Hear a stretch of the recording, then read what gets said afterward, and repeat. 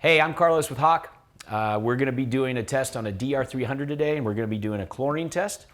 Right now, I'm going to show you, I've done another video for low range. I'm going to show you a video now on how to do the high range. It's pretty similar to the low range, but if you need to do a test that's going to test chlorine that's above 2 milligrams per liter, you're going to need to know how to switch ranges on this instrument. So that's what we're going to walk through now.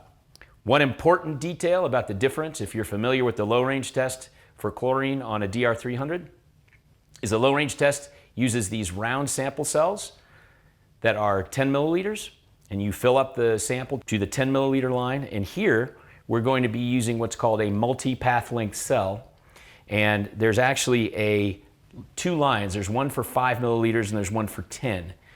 This one is going to be, it's going to be important that you use the 5 milliliter line for something that's above 2 milligrams per liter. And it's also important how you orient the sample cell, and we'll walk through that. Okay, so first thing I'm going to do is I'm going to want to wash out my sample cells here. So get some good quality deionized water, wash it out 3 times. And then I am also going to wash out the cap, with the high range test, it's not as important, but you want to get rid of any chlorine demand that may be in there so it doesn't impact your test. And so now I've got this fixed up. So what I'm going to do here is pour in the sample up to the 5 milliliter line. I got that about right. It's nice when it works out that way. And then I'm going to put the cap on. So then, like we've done before, I'm going to take the lid off of the DR300. And this is the point where it's important to make sure you know how to orient this cell. So I'm going to clean it off first, and I'm going to use the other cell as an example. So if you look at the bottom, you can see that unlike the round sample cells, these are asymmetrical. So there's a light that shines through these sample cells, and so it comes from the bottom, so basically right here where this triangle is. So if you shine it through this way, and you shine it through this way, you're going to have a different path length that the light shines through, and that is going to impact your result. So what we want to do is make sure we're lining it up this way. By the way, everything that I'm telling you is written out in detail in the procedure, so be sure for any test that you do, be sure you read the procedure. Just for purposes of making it easier, I'm not walking through the procedure and having it on a piece of paper and reading through it with you, but you'll want to do that. So I've got my sample. The first thing I need to do, just like with the low range test, is I need to do a 0. So again, I'm lining it up this way, so I am putting it in with the light going that way. So this flat part is facing me. So then I'm going to put the lid on. I'm going to turn it on. And right now, you can see where this is the last test that was run was in the low range mode. So that's what LR stands for.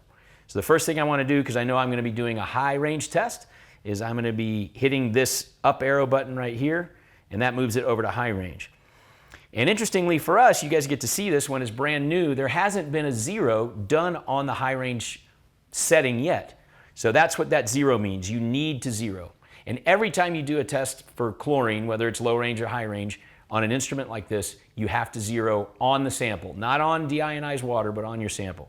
So I'm going to hit 0. And then that gives me 0. You'll also note, if you're familiar with the low range test, that there is one less degree of precision. So this is giving me 0.0. If you looked at the 0 on the low range, it would give you 0.00. That's because this range goes so much higher. It goes up to 10 milligrams per liter. So I'm going to take that off. I'm going to take my sample cell out, and then I am going to get one powder pillow out of here. I'm going to slap it a little bit to get all the powder down to the bottom, just like you do with the low range test. And then I am going to once again make a little spout for this, and I'm going to dump that in there. And now I get a pretty potent pink color, if you can see that. So I've definitely got a lot of chlorine in here. So then I'm going to shake it a little bit, invert it. Remember, don't shake it vigorously because you're going to be making bubbles by doing that, and the bubbles get picked up as absorbents. So we don't want that. We want it to be free of bubbles. So now I'm putting the lid on. I look to see 0 right here. I've done the 0. So now I'm going to hit read. And I've got 6.3 milligrams per liter of chlorine. So again, if we were running the low range test and using the low range sample cells, this would be too high. So it would have registered an error. It would have said 2.2 and it would have been flashing. It would have given you an E and an error code. So here we're in the high range test. 6.3 milligrams per liter is quite a bit higher than what you would ever expect to see in normal tap water, for example. But maybe you would want to have that high of a level in, say, a pool, or you would want to have it in a hot tub, or maybe for some other kind of disinfecting purpose. So depending on what you're doing with your chlorine number, that might be a good number, might be too high, might be too low. And that's how you do a high range chlorine test on the DR300.